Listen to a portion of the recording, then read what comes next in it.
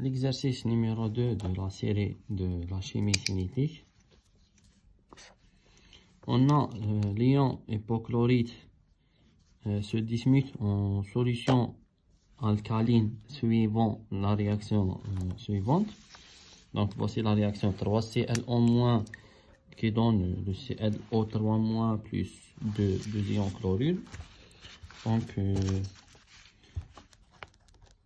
l'exercice numéro 2 de la deuxième série. Dans la dismutation de 3Cl- qui donne ClO3- plus 2Cl-. Une réaction de dismutation, c'est une réaction d'oxydoréduction où un composé, 2 moles d'un composé ou bien le même espèce chimique va subir une réaction d'oxydation et une réaction de réduction. Donc le degré d'oxydation va diminuer pour donner un composé et elle va augmenter pour donner un autre composé. Donc c'est une réaction d'oxydoréduction. Donc c'est la somme des deux réactions d'oxydoréduction d'un même composé. Donc Cl- c'est un composé amphotère et là il joue le rôle d'un oxydant et il joue le rôle d'un réducteur dans deux différentes couples avec bien sûr le ClO3- et les chlorures. C'est pas notre sujet maintenant.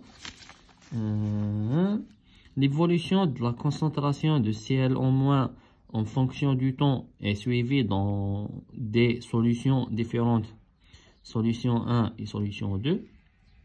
Donc on a fait une évolution temporelle de la concentration des hypochlorites, les ClO-, dans deux solutions différentes, la solution 1 et la solution 2. Dans la solution 1, on a le Cl-, la concentration initiale elle est égale à 1,27 fois 10 à la puissance de moins 2 mol par litre. Et on a la concentration des hydroxydes initiale est égale à 0,26 mol par litre. On a un tableau de valeur, la variation de la concentration de Cl- en fonction du temps. Donc on peut dire que la concentration des ions hydroxydes elle est constante au cours de cette réaction. On peut dire donc que les H- jouent le rôle d'un catalyseur.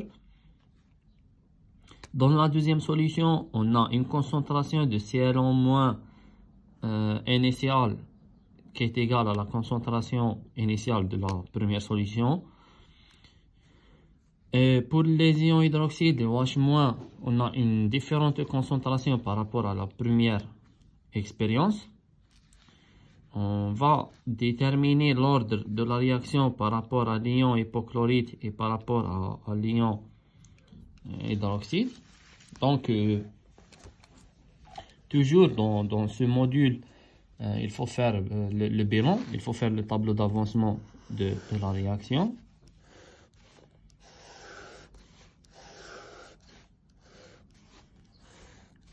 Donc, à l'instant T0, on a N. À T différent de 0, on a N moins 3 epsilon, 0 et 0. Au cours de la réaction, on a la formation de epsilon et 2 epsilon d'ion chlorure. Qu'est-ce qu'on a fait? On a l'évolution temporelle de la concentration de Cl- au cours du temps, en fonction du temps. Donc, on a les concentrations de Cl- en fonction du temps dans deux différentes solutions. Dans la solution numéro 1 et dans la solution numéro 2. On constate que la concentration initiale des ions hypochlorites Cl- initiale de la solution S1 est égale à la concentration initiale des ions hypochlorite de la deuxième solution. Dans cette solution, ou bien dans ce réacteur, on a des ions hydroxyde. Pour la solution 1, on a une concentration d'hydroxyde qui est égale à 0,26 mol par litre. Elle est différente lorsqu'on compare avec la concentration de OH- initiale dans le deuxième réacteur pour la deuxième solution. Donc on a 0,495 mol par litre. Et la concentration initiale des ions hypochlorite, elle est de... sont différentes concentrations. Je suis désolé, c'est 1,27 et ici 2,27. C'est 1,27 avec 2,27. On a différentes concentrations. 1,27 pour la première solution, 1,27 pour la première solution, fois 10 à la puissance moins 2 mol par litre. Et pour la deuxième solution, c'est 2,71 fois 10 à la puissance moins 2 mol par litre. C'est le même chiffre, mais on a changé de place. C'est 1,27 et 2,71. Je suis désolé. Il faut faire attention, il faut lire bien les données. Donc,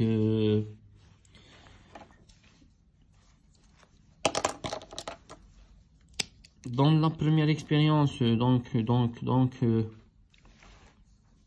pour la première solution, on a la concentration des DOH- pour la première solution, elle est égale à 0,26. Donc, elle est supérieure à la concentration d'ions hypochlorite. Et aussi, pour la concentration des DOH- par rapport à la concentration de ClO- dans le deuxième réacteur. Donc, OH- initial, elle est supérieure par rapport aux ions hypochlorite ClO- initial dans les deux, ou bien pour les deux expériences.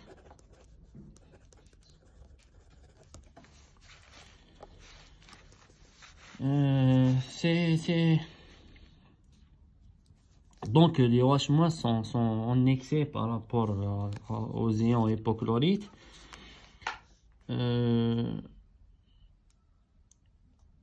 Pour l'équation du vitesse, pour les deux solutions, on a V de T qui est égal à K fois la concentration des OH- à la puissance de N ou bien de alpha, ou bien fois la concentration des ions hypochlorite à la puissance de N, bien sûr en fonction du temps et en fonction du temps.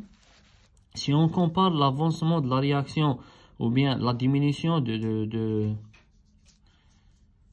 quantité de matière des deux espèces au cours du temps, on peut dire que la variation des OH- au cours du temps, elle est négligeable par rapport à sa concentration, donc par rapport à sa quantité.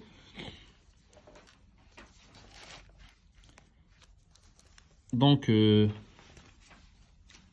on peut dire qu'on n'a pas une variation des OH-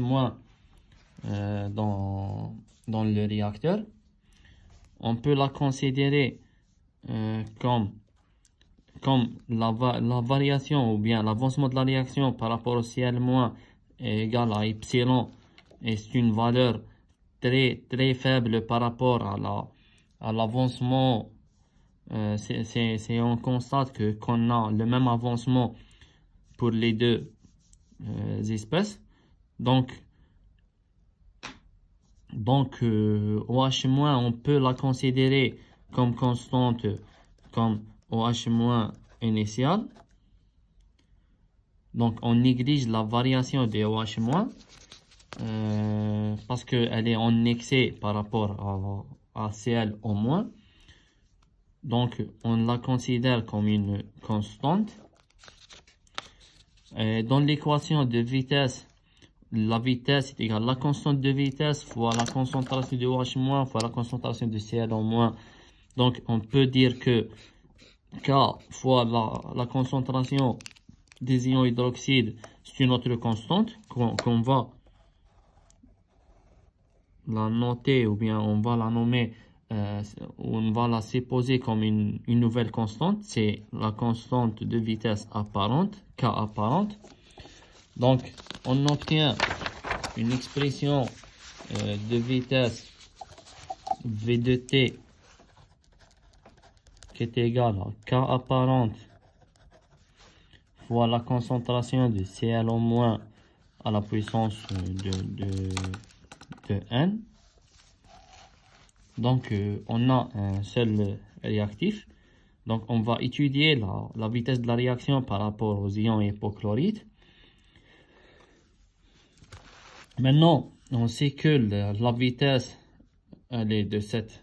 on peut écrire la vitesse comme cette expression K fois la concentration des réactifs à la puissance des ordres partiels.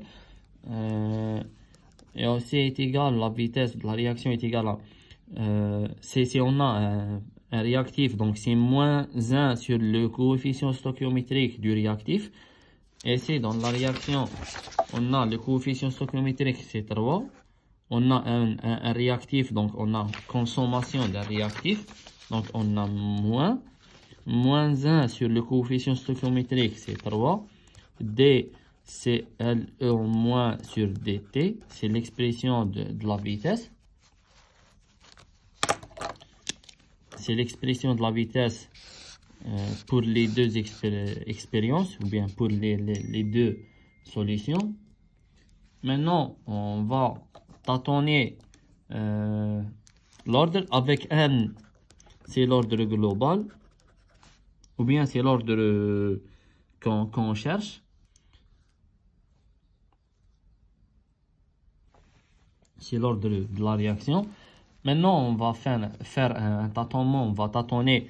Donc, on suppose que N est égal à 0. Si N est égal à 0, on obtient la vitesse de la réaction qui est égale à K apparente fois la concentration à la puissance de 0. Donc, 1 est égal à moins 1 sur 3 d de la concentration sur dt.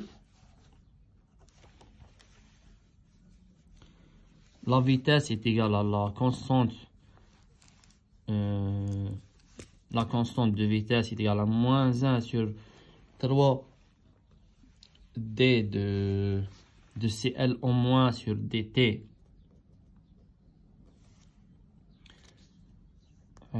Pour déterminer l'ordre ou pour vérifier qu'on est à un ordre, si on est dans un ordre n est égal à 0, on a deux méthodes, soit on travaille avec la méthode graphique ou bien avec une méthode numérique.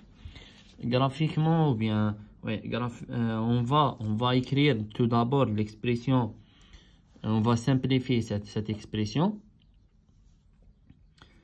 On va intégrer les deux côtés de la réaction, ou bien on va la simplifier avant.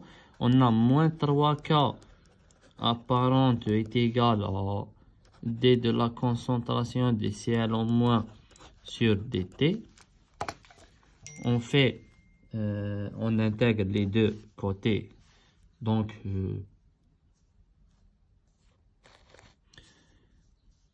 on va homogénéiser l'expression. Donc, on obtient moins 3K apparente fois dt, l'intégrale est égale à l'intégrale de d de la concentration de Cl en moins. Et c'est un intégral borné entre la concentration de Cl en moins initiale et la concentration à un instant t. On intègre par rapport au temps, donc entre 0 et t. Cette intégrale par rapport au temps c'est une intégrale de moins 3k apparente fois dt. Comme k est une constante et 3 c'est une constante, on obtient moins 3k apparente fois t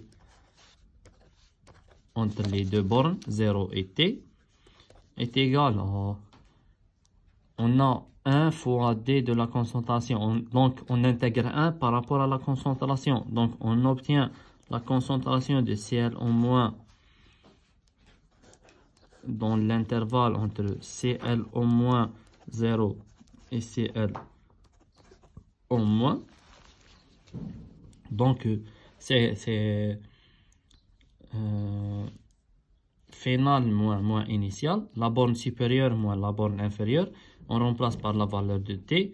Donc, c'est moins 3k apparente fois t moins 0 fois k apparente fois 3. Donc, c'est moins 0 est égal la concentration de Cl en moins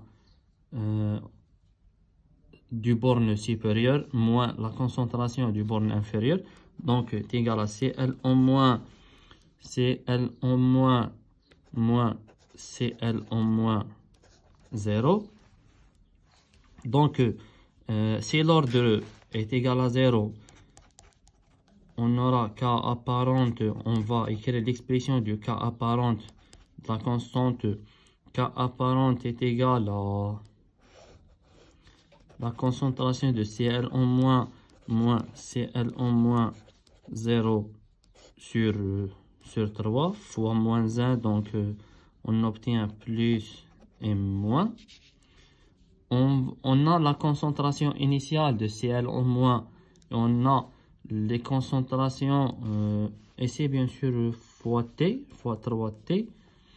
On a les concentrations en fonction du temps. On va remplacer à chaque fois par les valeurs de T et par la valeur correspondante à l'instant T. Et on va vérifier que K apparente est une constante.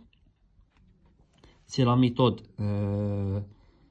numérique. Si on a trouvé une valeur de K apparente qui est variante, qui n'est pas constante, donc c'est pas l'ordre 0.